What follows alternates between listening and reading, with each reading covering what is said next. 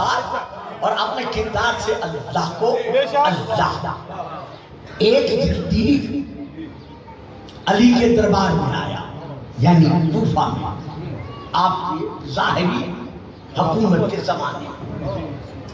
کہتا ہے یا علی تم جو اپنے رب کے عشق میں فنا ہو تم جو اپنے رب کی محبت میں فنا ہو چکے ہو جو میں نے سنا ہے کہ تیر نکل گیا تمہیں پتہ ہی نہیں چلا جو سمجھ رہے ہیں وہ بولے جو 2 4 5 10 چہرے نہیں بول رہے وہ بھی میری نگاہ کے سامنے ہیں تیر نکل گیا تمہیں پتہ ہی نہیں چلا تم جو اپنے رب کی محبت میں عشق میں اتنے فنا ہو کیا علی مجھے مطمئن کر سکتے ہو کہ تمہارے اللہ کا تمہارے رب کا رخ کدھر ہے بات سمجھے جائیے دیکھو وہ کس طرح اللہ کو منوا رہے ہیں تمہارے اللہ کا تمہارے رب کا رخ کدھر ہے حضرت علی فرماتے ہیں کمبر جی مولا پورے کوفے میں منادی کر دو کہ مدرس سے اسرار توحید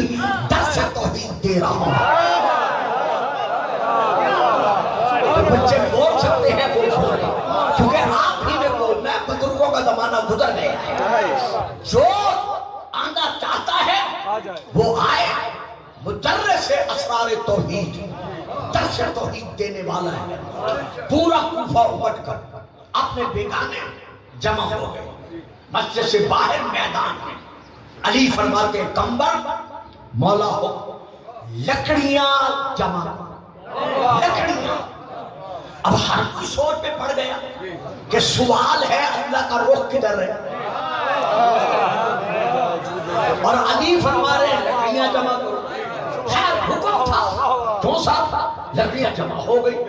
اب وہ صدیق کہتا ہے علی میں نے کب کہا ہے کہ لکڑیاں تمہارے پاس ہیں یا نہیں ہیں میں نے تو کہا ہے تمہارے رب کا تمہارے اللہ کا رخ کدھر ہے مولا زیر لب مسکرا کر فرماتے ہیں کمبر اب ان لکڑیوں کو آگ لگا دو آگ لگ گئی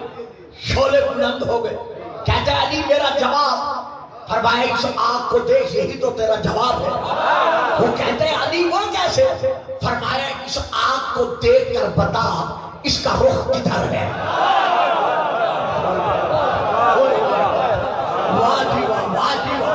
اس کا رخ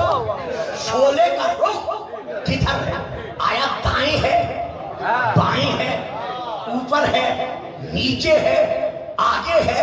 پیچھے ہے کہتا مجھ کے منہ سے نکلا نہیں علی اس کا رخ تو ہر طرف ہے فرمایا تجھے پتہ نہیں ہے میرا رب قرآن میں فرما رہا ہے من الشجر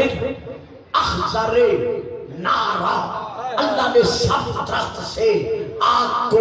پیدا کیا تو یہ آگ کیا ہے میرے رب کی مخلوق ہے تو جو میرے رب کی مخلوق ہے